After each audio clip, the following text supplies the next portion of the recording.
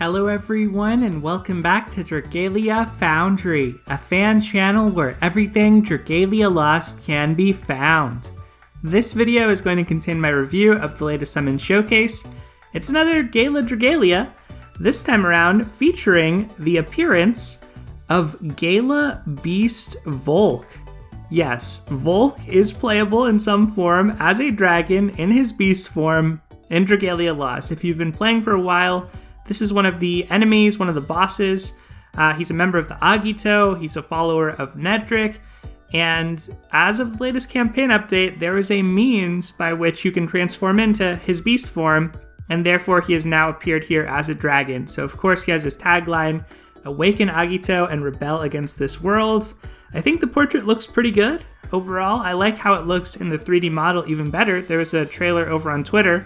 Of course, I'm personally partial to the human form of Volk. That's probably my favorite incarnation of Volk, but I still like the beast form, and this is a way for us to get playable Agito in some form or fashion. So I think there's certainly a demand for this and an interest in this. And in this video, we're going to try to review the banner and talk about just how good Gala Beast Volk is. So this is a Gala Dragalia, which means 6% base appearance rates for 5 stars compared to the standard 4%. That's a good appearance rate, but I will say that on this particular Gala banner, it's just Beast Volk that is featured at an appearance rate up. He is a dragon, so I think he should have a 0.8% base rate, which is a little better than Gala Adventurer's rates at 0.5%, but still, he's the only thing featured here, so to start off, I would say you really only want to summon on this if you're particularly interested in Volk or are going for Volk. There may be some other adventurers or dragons that are Worm Sigil eligible, meaning you can spark for them. We'll have to see the day the banner releases what those dragons and adventurers are. But regardless of that, I would say this is still primarily about whether or not you want to get Volk. And it also comes in the context going into early September of the anniversary month. So at the end of September, we are going to have the game's 3rd anniversary. There's likely to be a new Gala adventure at that time. Based on the current direction of the story, I would have to guess that's going to be Gala Nedrick or possibly Gala Zethia. There are a few other candidates, I suppose, but those are the two I think are most likely. So yeah, we have probably a lucrative Gala adventure coming out at the end of the month. Now we do tend to get a lot of free summons around the anniversary, so that may be an opportunity to stockpile. Maybe you'll get some of those characters for free, and that gives you more confidence about going for Volk here. But if you're anything like me, then right now, after the summer banners that we've had over the past several months, my resources are still pretty low. So right now, I really want Gala Beast Volk, but I'm thinking I will probably skip on this showcase. He is a wind dragon, so you have to think about and evaluate for yourself. How are you doing against water bosses? Do you have a need for a powerful wind dragon to add to your collection? And some of the hardest water bosses right now are Legend difficulty of Ciela, and also Yaldabaoth Master difficulty in Phase 2. You use wind units against water Yaldabaoth there. So those are two situations where you might want a good wind dragon. But outside of that, we don't currently have another Sinister Dominion battle where you want to use Wind Element Adventurers, so there probably will be one in the future where you use Wind Element Adventurers in the first half of the fight, and it's possible Gala Beast Volk will also be super helpful for that. So those are sort of 3 scenarios I can think of. If you're not struggling with any of the current content that favors Wind Adventurers, maybe that is some encouragement. Maybe it's a reason you could say, I'm just going to pass on this. But looking at what they put onto Gala Beast Volk, he is a very powerful dragon in my opinion. We'll take a look more closely now, so let's scroll down here.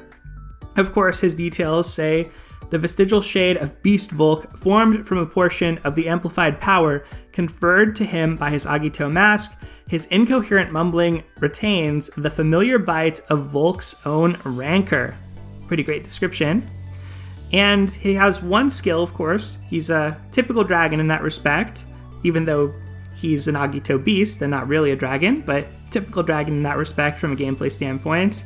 And then he actually has 2 different abilities, both of which apply to wind adventurers with some other applications to all adventurers that use him. So We'll read the abilities first. That is generally what matters the most when it comes to dragons, and there's even some more details here at the bottom, so I guess we'll actually start with that. His attacks, when he shapeshifted, the third one of the standard combo is going to cause Stormlash, so that's one thing to consider there. Now let's read through the abilities. His first ability, Fangs of the Fangless, if you're Wind Element and you have him equipped, increases strength by 100%. This is when maxed and bound, but that is a stat line I don't think we've ever seen before as far as just pure strength. With the Gala Reborn dragons, like Gala Reborn Zephyr, they provide 70% strength, and then they provide 30% bonus to your elemental damage. So that tends to be better in a vacuum than just the pure strength, but we'll see that Volk has some other attributes that help him catch up and even surpass Zephyr in that regard. So this is really solid. This is just a super high amount of strength that we haven't seen the likes of before.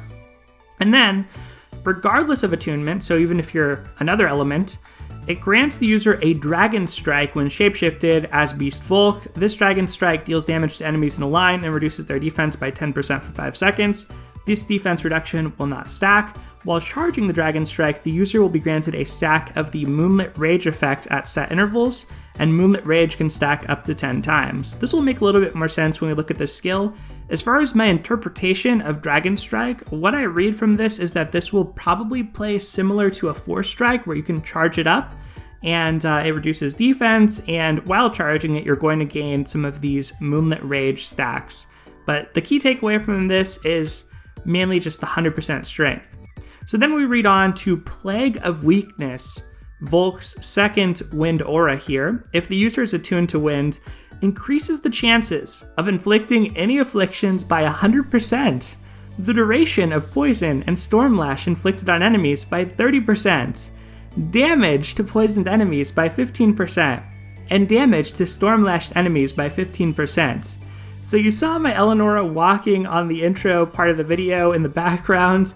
This is the reason. She is all about afflictions, and seeing the possibility of getting an increased chance of applying afflictions by 100%, having longer poison and Stormlash duration, and then also having 15% Punisher to poison enemies and then the same amount to Stormlash enemies.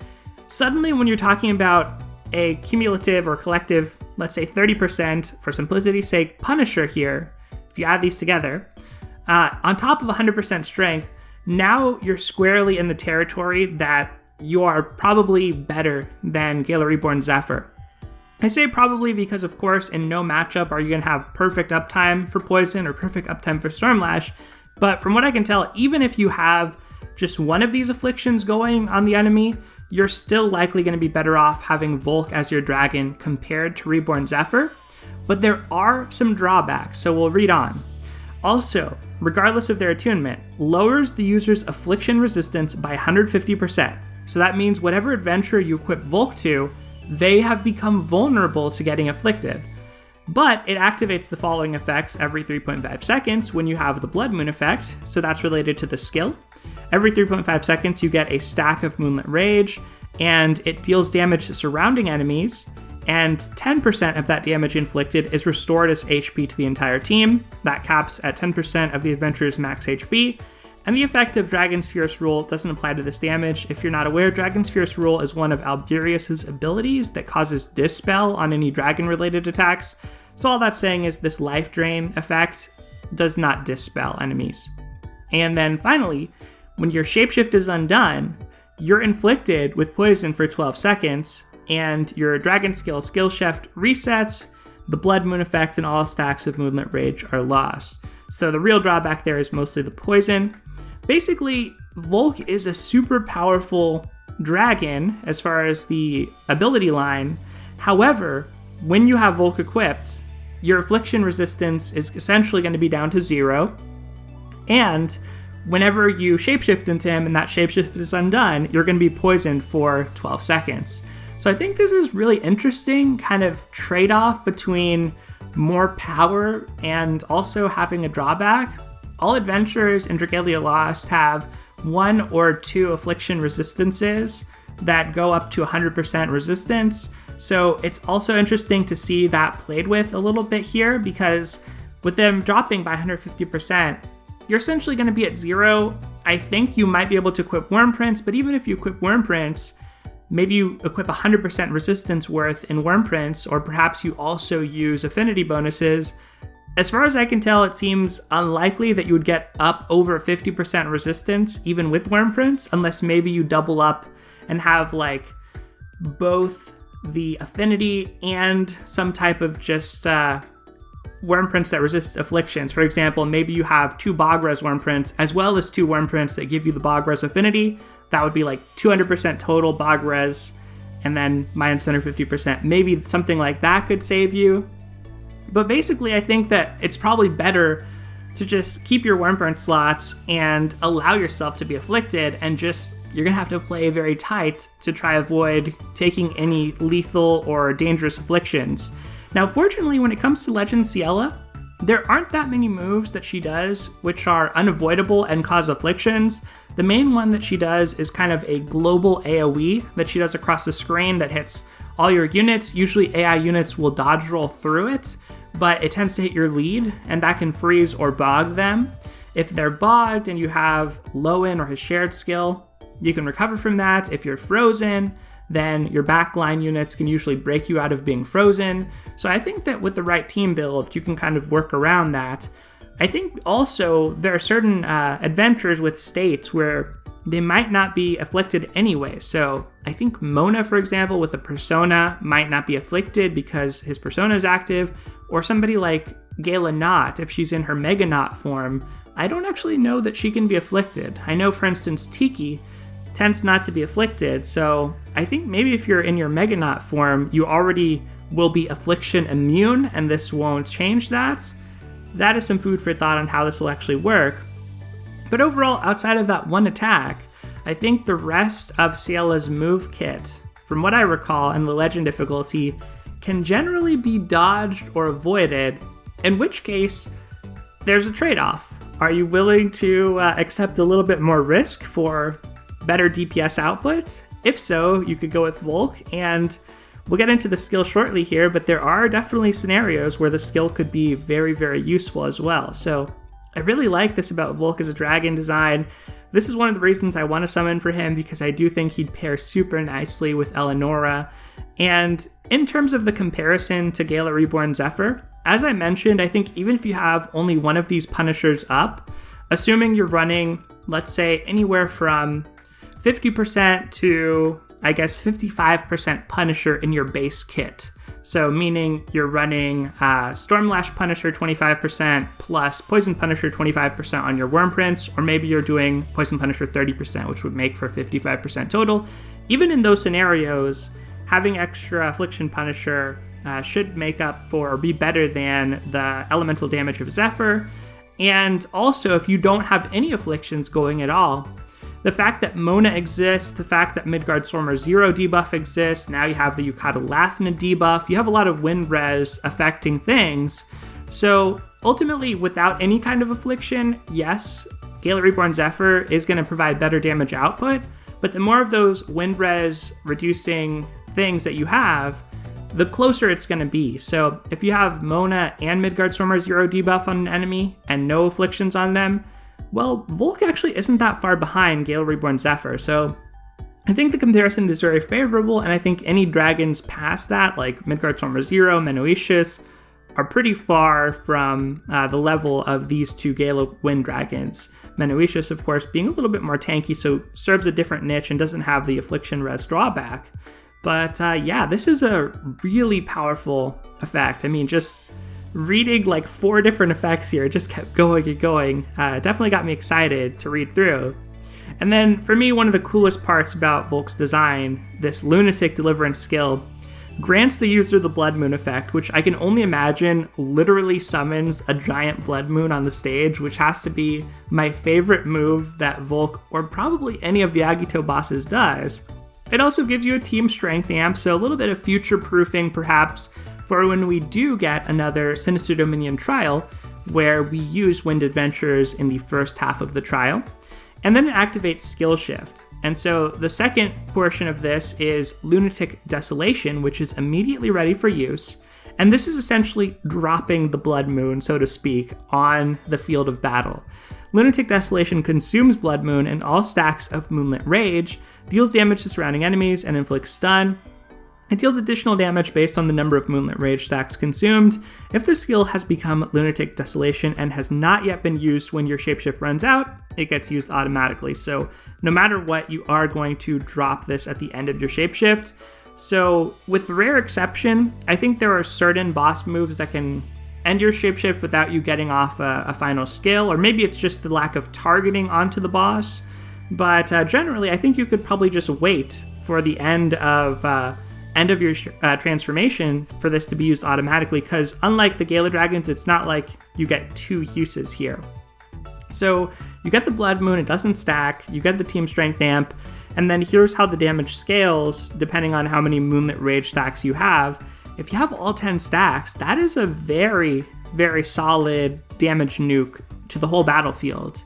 And you get 7 seconds of stun as well, which I have to imagine will probably have a pretty good % chance of triggering. So one reason that I like this is against Ciela, and particular in co-op, which granted, co-op is dicier for Legend to begin with than solo, but there are a lot of adds, there are a lot of minions that Ciela summons, there's a lot of those raptors with shields that are kind of annoying to deal with. Gala Not makes pretty quick work of them, but something like this could also make pretty quick work of them. Of course, this could be a risk. Having this go off on a slime enemy accidentally is probably not something that you want to see, but even in solo play, any type of summons, I think this is pretty good against. So even if you go back to like a Mercury, getting rid of some of the Aqua Rats is probably nice. Although there's really not, Mercury's not a reason to summon, but some of you out there may be dealing more with Mercury than other bosses. Maybe you're dealing with some Trials of the Mighty bosses, where this could probably put in good work too. And then when I think about Yaldabaoth, there's also lots of small enemies that you have to kill, otherwise the tome counter will tick down. So something that hits the entire screen with basically a wipe sounds really good to me. So both of the current bosses, I think if this works pretty well, probably better in Yaldabaoth in Phase 2 if you're doing that on Master. But that's not something you want to summon for either necessarily, just because there's not a lot of incentive to clear multiple times on Master solo. It's just more of a one and done type thing, maybe for weeklies at most. So at the end of the day, I think there are good reasons, there are good use cases here, but you have to sort of look at, are you struggling with the current content or not? If you are, this might be a great dragon to get. Maybe if you want to do time attack and you want to push your DPS even further, perhaps against future Mercurial Gauntlet releases, this could be a good dragon to have, because as far as I'm aware, Roy doesn't cause any afflictions, so the main disadvantage is kind of negated there. But there are really good use cases, and then future Sinister Minion is the big question mark, but I would imagine probably going to be pretty good. Nothing here seems to be eliminated by Curse of Nihility. So the question is just, can you really afford to summon for it? Or do you want to save your resources?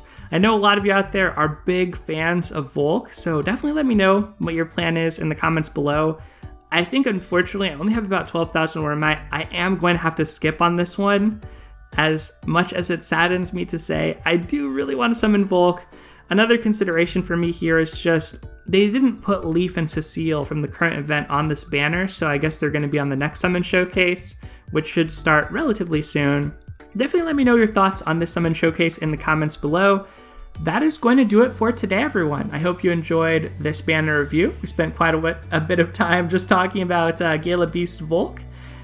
I hope the other Agito release in a similar fashion, but I would love to get them as adventurers even more so. Let me know your thoughts on that as well. Once again, though, that's going to do it for today. So thank you as always for watching. Take care, and I'll see you next time.